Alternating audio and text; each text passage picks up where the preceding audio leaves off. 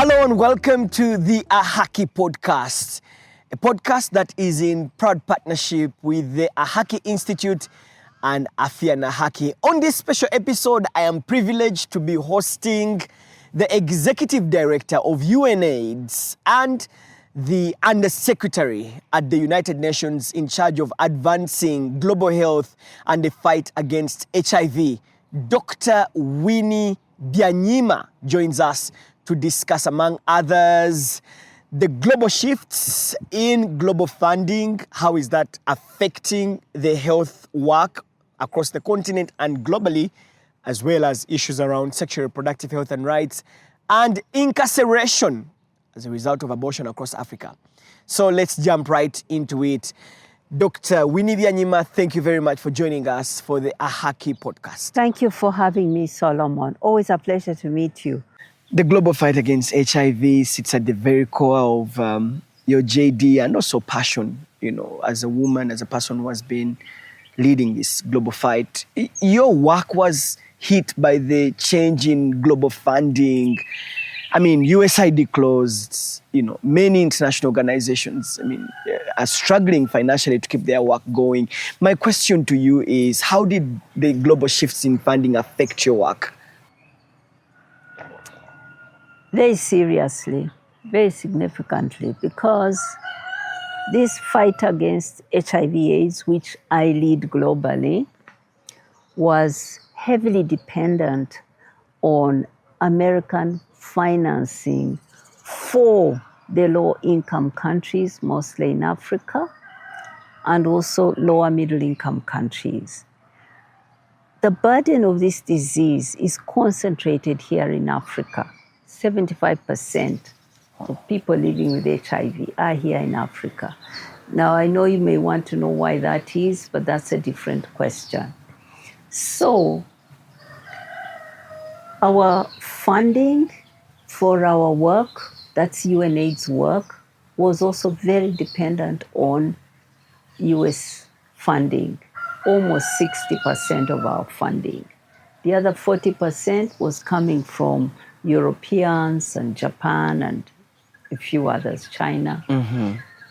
So our own funding, which is to support countries to fight, was reduced. But more importantly, the funding that goes directly to countries, that's the bigger money that helps countries to fight. Like Uganda was getting more than maybe about $450 million every year to fight and prevent HIV. Mm-hmm. That money was also reduced significantly. So it is what it is. Our job changed very quickly from doing so many other things that are technical, that were helping countries, to working with them closely to find ways to fill their gap. That's what we are concentrating on. We had to reduce our size in order to fit in a smaller envelope. So right now we are in a restructuring process and seeing off so many good, dedicated staff members. That must hurt. It's very painful. It's very, very painful. It's stressful. You could say it's the hardest piece of job I've done in my entire career. Seeing people who built their lives fighting this disease. Some of them are people living with HIV who came to this fight for their lives and now serve globally. Having to see them go, it's very sad. So, but we are focused very much on supporting countries like Uganda and others that were heavily dependent to move on towards self-financing and to move very quickly. And that means, and without losing what they had gained from a lot of foreign assistance. That's a tough job. So that's where we are focused. Yeah. It reminds me of, I think there was also PEPFAR that years ago that, reduced their funding. I think then Uganda had to quickly rush to look internally where to find money to actually, keep the HIV fight alone. I remember the $1 project started. I remember the realigning of HIV or mainstreaming HIV in government work, whether it's works or what. We had to look at, basically raising resources to meet that gap. There was a crisis at that time to sort of do internal revenue mobilization to keep the HIV work going. And I think that's what they're, doing right now, to start looking, where do we get money? Yeah, we're talking more and more and working towards integration. Because you see, with foreign assistance comes also some challenges. The PEPFAR program, which you mentioned, which was a bilateral program by the United States government, a program supported by both parties, the Democrats and the Republicans, started by President Bush, was a very generous contribution. But it was managed directly by the American government. So they built parallel structures for delivering on HIV because their money was purely for HIV. So while our own health systems were falling apart, dilapidated, lacking investment, the money for fighting HIV continued to flow through a parallel system. So they were paying workers, all kinds of health workers, from doctors to nurses, to counselors, to lab technicians, to data entries, all of that, they were paying. Now, when they put the money away, this structure that is well paid, that has all the stuff that are needed, can't be afforded by a poor country. Let me give you some data to tell you how difficult it was. A country like Zambia was 91% dependent on foreign assistance for its HIV response. Oh my God. By the way, Uganda was 95%. I'm talking about data of about 2 years ago. So with that 95% coming from outside, right? It had a whole parallel system that had brought down deaths by more than a half in 10 years, had reduced new infections by more than 40%. Wow. Zambia was on its way to ending AIDS, but with foreign money. When you looked at the total budget for health for that country, 75% of the total budget was fighting one disease, HIV, coming from the American government and some Europeans. Only 25% was going to the rest of the health needs. So now that's the picture for most of our countries, that HIV was very well funded. The rest of health, the governments were putting almost nothing. We're putting too little. So now, without this money, how do you take these great services and pay for them within this tiny budget of health? Mm-hmm. That's what we're calling integration.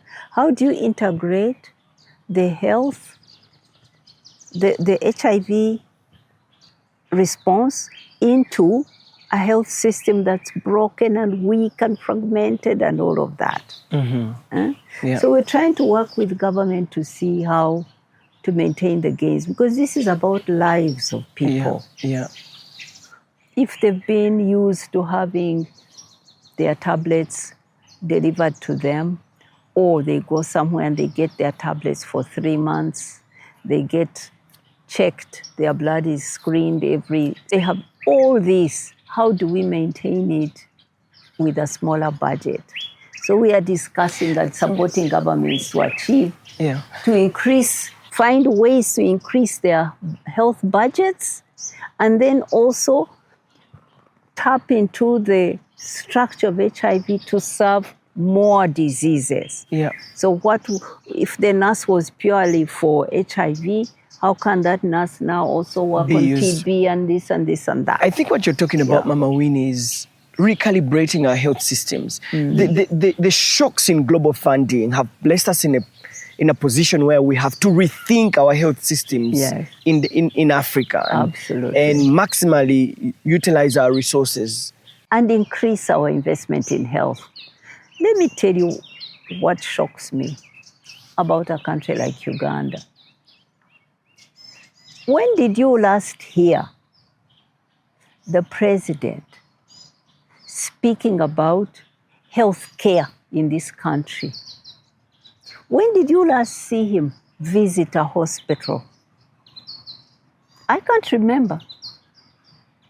That leads me to the question, how much of a priority is it on his agenda? Then you look at the data and see, let's compare. Health spending is here in Uganda almost 5% of our national budget. 5. In Rwanda, it is almost 8%. That's a poorer country than us, but putting more into health than us, 8%. Kenya, it's 9%, almost double what we put in. These are our neighbors. We put in less of our budget. When you look even more deeply and you say, and remember there was an African Union commitment to reach 15%. Yeah. We are still at 5 in Uganda.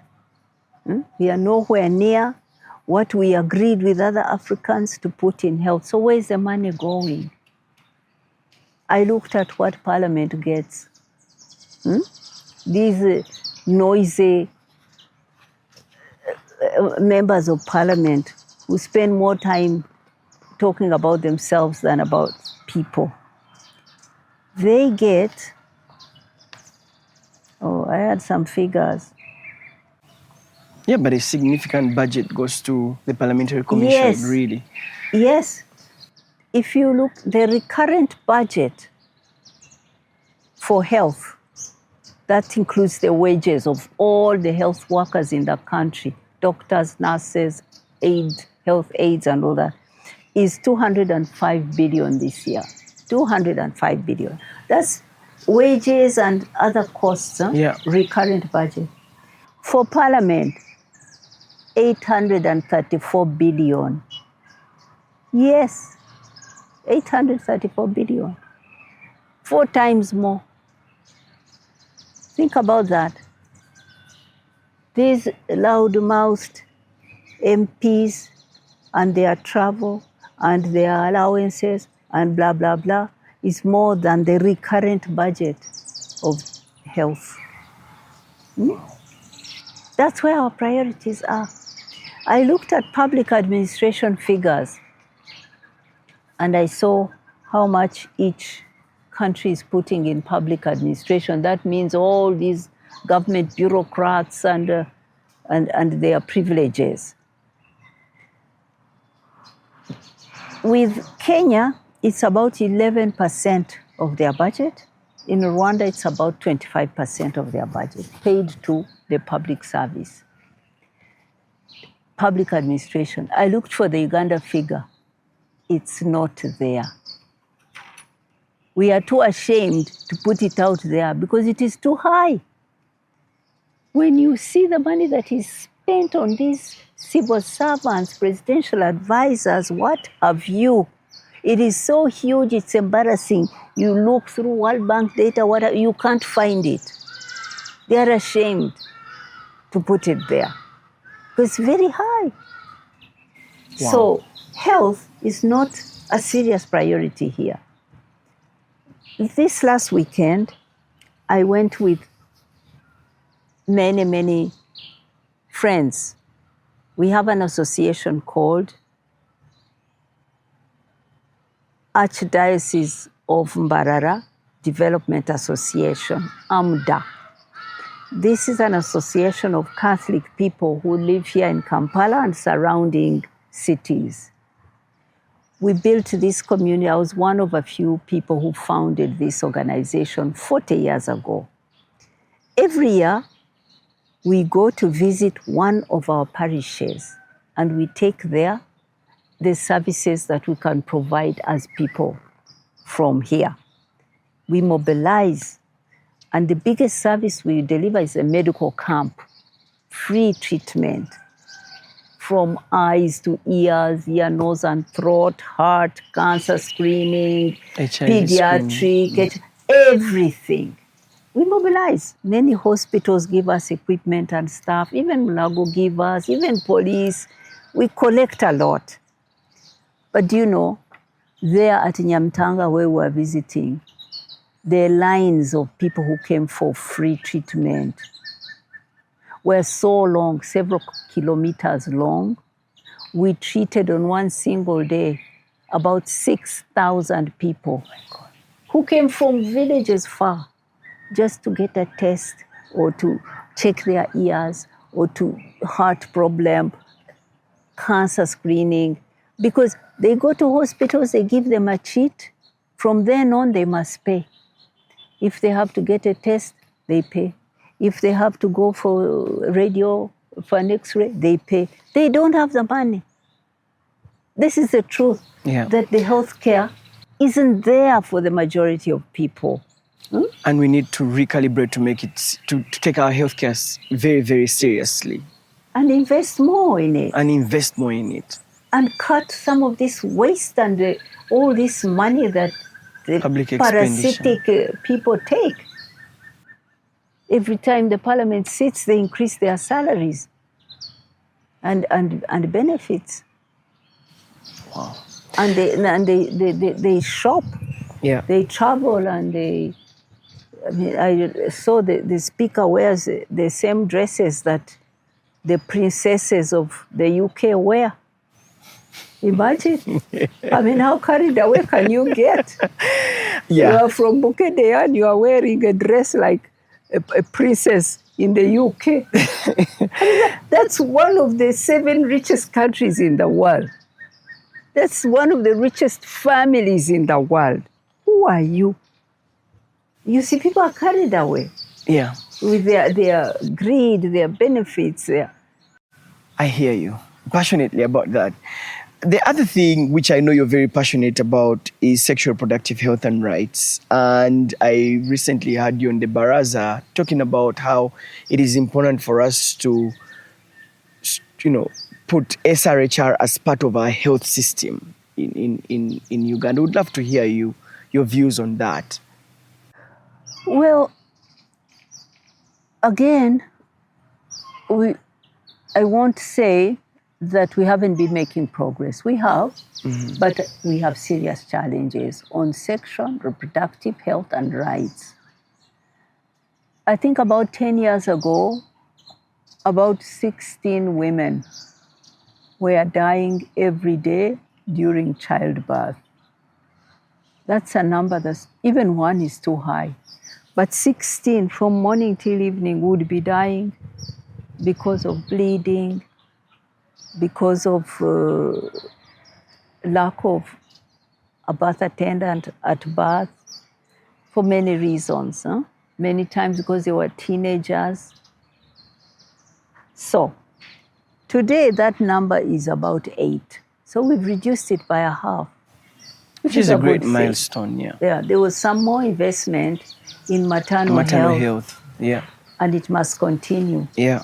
But we still have huge challenges that almost a half of all women do not have access to what they need for their sexual health, right? Yeah. So we need to do more in terms of the investment and the quality of the investment in women's health. That's one. I mean, for example, almost, I don't know, I don't have the data in my head, but cervical cancer. Cervical cancer is very common amongst women living with HIV. That cervical cancer is preventable. There's an injection that you can give a 12-year-old before they get into before they reach full puberty, and they will not get it. So many countries are already providing this injection to schoolgirls at that age. They're targeting them at school and giving them that vaccine. Here, not much progress on it. In Rwanda, I heard that they have already covered all the girls. Yes, right? Then screening. If a woman can be screened for cervical cancer and it's caught early, it is treatable. But most of the time, a woman finds out when she's stage 4 cancer because there's no screening. Almost all our hospitals don't have a machine for screening. Screening has become so simple. People go with a van. Just drive with a van in villages, screening women. It's easy to do. There's no investment in it. I was told that the whole country has only 10 CT scans. So the investment in our health is so low. We are spending money on wars in Congo, in Sudan, in what? It's painful to think about because what's needed for people's health isn't very high technology. But it needs to be there at the nearest point of service delivery. So much still needs to be done on women's health in terms of the investment and the quality of the investment, but also much needs to be done on rights of women and girls because you can have the service there, but the woman may not go there because they are denied rights, because they don't control their own bodies. A woman may die in her 8th birth, giving birth to the 8th child, not because she wants to have them, but because she has no say about how many kids she can have, when she can have them. Girls, 20% of the deaths, maternal deaths, are of teenage girls. They die many of them die trying to commit abortion, to remove an unwanted pregnancy. And do you know who is responsible for the pregnancy? We have data. Most of them have slept with a relative in their own home. It's incest. It's an uncle. It's a cousin. It's not a boyfriend even. It is authority figures. It is a school teacher. They are not allowed to have an abortion. Why? It's all this religiosity that's killing our children. In the name of God, our girls are dying. What is that? We should be able to allow abortion in certain circumstances, including that. Incest, rape. Rape, yes, but you see, most girls will not come forward and say, I've been raped by my uncle. They will just be pregnant. They're not going to say who. So how do you deal with that? They won't say it's my teacher. So how do you deal with that?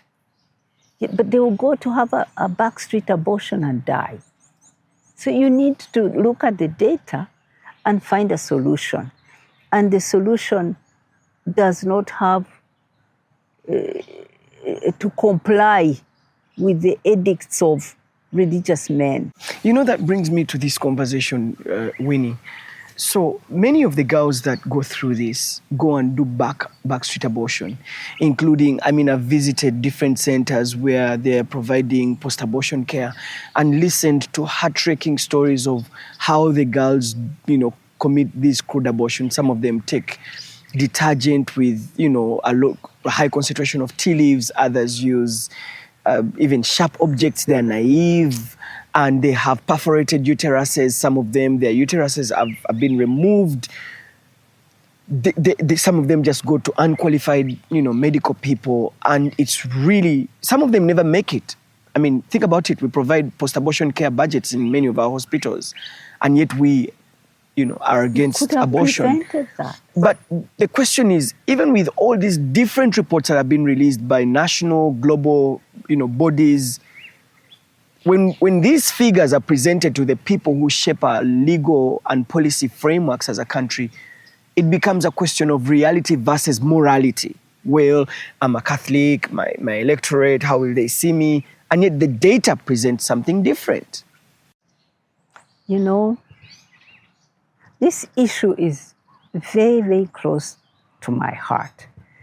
This issue of injustice to women and girls over their own bodies. The first dead body I saw in my life, I must have been about 13 years old, was of my cousin, Besime. My cousin had not had an education. My uncles were peasants who didn't go to school. Their daughters would go to herd cattle just like the boys. She must have had sex while she was out there grazing cows, probably with a worker. Somebody was grazing my father's cows. All our cows were together. I don't know who she had sex with, but she was working out there with adults when she was a little girl. She was about my age, actually 1 year younger. She may have been 12.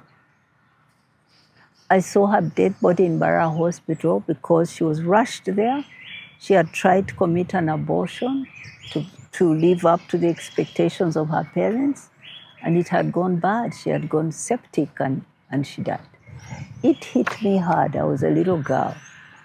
Just to know that if Besime had been in a classroom like me, that would never have happened.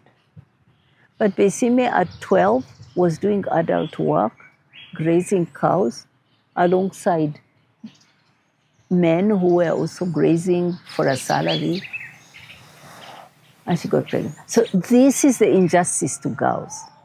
This is the injustice to girls, that they find themselves in contexts where they cannot control their bodies, they cannot say no often to people they trust. And then the society refuses to give them a solution. If they give birth to that child, they are rejected by their parents. They have no means to look after that child. If they are in school and it's a teacher, that's the end of their education. These days, reluctantly, Uganda has also agreed to have a radical inclusion policy of keeping girls in school after giving birth. That's a positive thing. I think they work with UNICEF. There are very many whose lives are lost. So much still needs to be done to achieve justice for women and girls regarding their bodies, the control of their own bodies, the decisions over their own bodies, and to change mindsets of people out there. I'm a Catholic woman, and I know what my religion says, but there are areas where I don't agree. Yeah, I mean, let's face it here, because look at sexuality education in our schools. I mean, we don't have a schools health policy that speaks to that, about, teaching. Many of these girls have sex. They're maybe trying it out. They don't even know what to do. I mean, they're just trying it because many of them do not even know, that maybe there's access to, think about access to contraceptives, access to condoms. There's access to this information that maybe they make informed decisions. Even when you look at preventive approaches, even with that, our laws and policies are a bit strict to some of these things. I think a bit is an understatement. Sexuality education is the difference between life and death for girls especially. Not having that knowledge about their bodies, about how to protect themselves, about their health, can be a death sentence. So all these people who in the name of religion and tradition and culture are denying our schoolgirls sexuality education are passing a death sentence to some of them. That's what it amounts to. And what I really find so contemptible is the hypocrisy around it. You see, the women and the men who make the policies, the powerful people in parliament, the ministers, if their daughter were to get pregnant, they would rush them to a clinic, pay money for a safe abortion. But they will come in the parliament and stand there and say, we are a Christian nation. We are not allowing this. It's hypocrisy at the highest level, right? So we need a movement of the ordinary people. I've found that the most radical feminists are women living in poverty. If you ask an ordinary woman out there in the village that if your daughter is made pregnant by your brother-in-law, what should be done?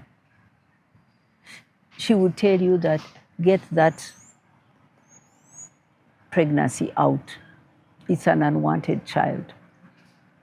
It will always remind that girl of the crime by the uncle. It will always be a shame in the family. She will become like cursed. That child will never be fit in the family. She will say, get it out. A poor woman will say that.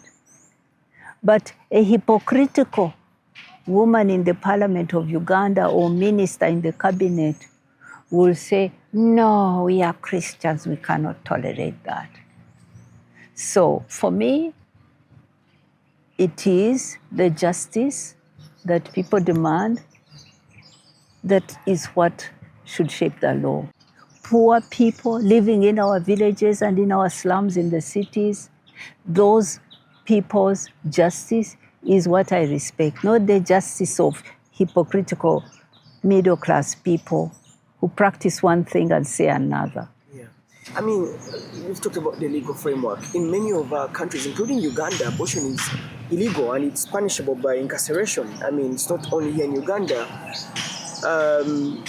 Senegal has so many women. In fact, I read a report from the special rapporteur to the UN that was speaking that many of the women in Senegal's prisons are there because of abortion-related cases. There are so many women who have been in prison, medical workers who have supported, for example, post-abortion care, they have been arrested sometimes. So the incarceration of women who have, committed. In fact, in Senegal, sometimes they get them at the point of coming to receive post-abortion care. So, I mean, the medical workers then call the police. Throughout Africa, abortion, because of the penal code that was framed by the colonialists, they made it criminal for abortion and it's punishable by imprisonment. What do you make of the incarceration of women who have committed abortion because perhaps they're not ready to carry the pregnancy or they've been raped or have had an incest? Do you think that there's need to review the penal code or the legal and policy framework around? Absolutely. In many countries like ours now, we see legal reform in that direction, where abortion is permitted under certain conditions. And the more you vary the conditions, the more you open for different contexts so that there is justice for everyone. In many countries, abortion remains illegal. But like I've said, they open for various conditions. You can have an abortion if you are raped. You can have an abortion if it's a case of incest. You can have an abortion, and so on and so on and so on. Threatens the life of the mother. All these openings are progressive steps towards giving girls and women justice. We need to move in that direction. These blunt declarations that are based on religions that are governed by men anyway, are just not right. They are costing us our lives of our people and adding to the burden of care in the hospitals. So yeah, there's much to do. There are medical workers actually who are serving sentences for maybe, supporting women. That as well. If I can tell you of, the regulation of our bodies remains one of the frontier battles in the struggle for for equality of men and women. We continue to have laws across the world that are so unjust, that are about controlling the bodies of women by men, by those in power. I was in prison some years ago. I had not stolen. I just had political differences with President Museveni. I found myself at Ginger Road Police Station. I was in a cell with 4 other women, and we shared our stories. One story I never forgot. I remember all their stories, but one I want to tell you now was a young woman. She looked like she was 16. Her name was Sophie. Sophie didn't speak any language I understood, but through a lot of communication, I realized that she was a Teso. She had been brought to the city by a woman who was her mother's friend to be a house girl in the city.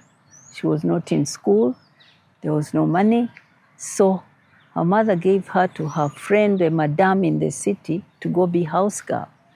She started her job somewhere in this city, Kampala, and after some time, the man of the house imposed himself on her, had sex with her. I don't know how many times, but soon enough, Madame found out that the man of the house was sneaking back home from work to sleep with the house girl.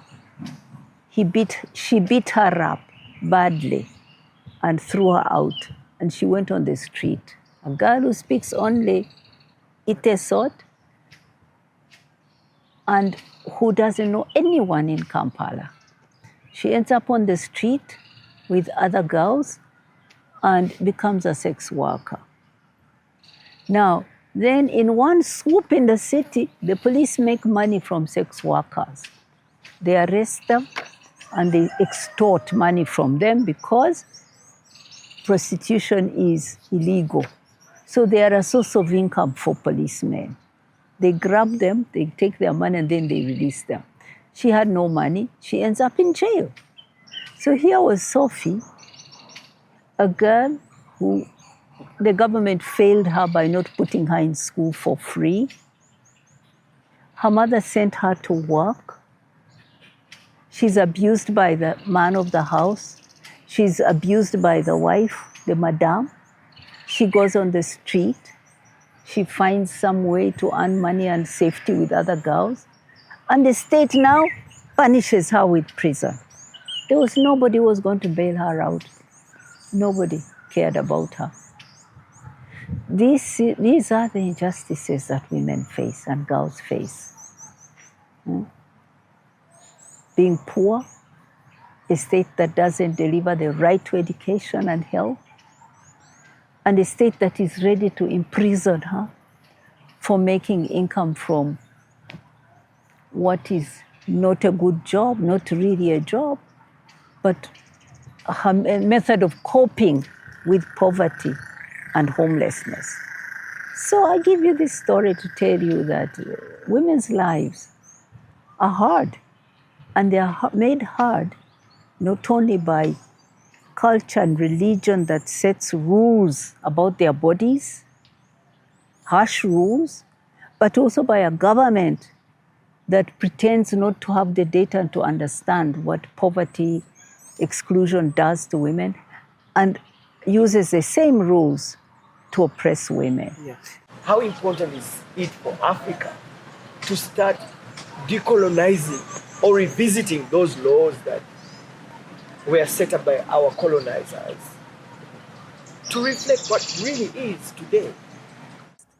We must first radically end this inferiority complex that we have towards the rich industrialized countries, our former colonizers, and make the rules that work for ourselves. So these are struggles at the policy level to look at the rules that we borrowed and seeing what is working for us. Is this really working? But it's also very personal that we also examine ourselves and see where do we put value? What do we value? What do we not value? Is this really, are these the choices we should make given who we are and our country and our resources and our people and their history? So yeah, there is a need to decolonize. And I'm seeing it now where I am at the UN. Last night I was in a meeting with my colleagues, other heads of agencies, and we were talking about the reforms we are doing, which have been triggered by the aid cuts, right? But we have said we will not respond just by responding to reducing costs. We are going to reimagine and recreate the United Nations so that it serves its people better. Yes, the trigger is less money, but the response must be strategic and about reimagination and recreation. So I used this word in that meeting. I said, for me, UN80, which is the process of reform, is an opportunity for decolonization. Because what we have to do now is change our relationship with the governments, respect their leadership and their right to self-determination, and support in ways that help them to close some gaps and stand on their feet, but do not continue relationships of dependence. Yeah. So, yeah, decolonization is the thing. From where I sit, I have an agenda to decolonize the UN. From where you sit, decolonize the media. Yeah.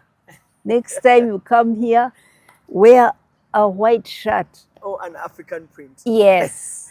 Thank you. Winnie. Yeah. Thank you very much for, well, I even feel shy calling you Winnie. You told I me to call am you Winnie. Just say Winnie. Winnie Byanyima, thank you very much for sharing your heart out. Thank you, very much Solomon. for having us. Thank you for your time. Thank you very much for being part of the show. Thank you. I love the conversations with you.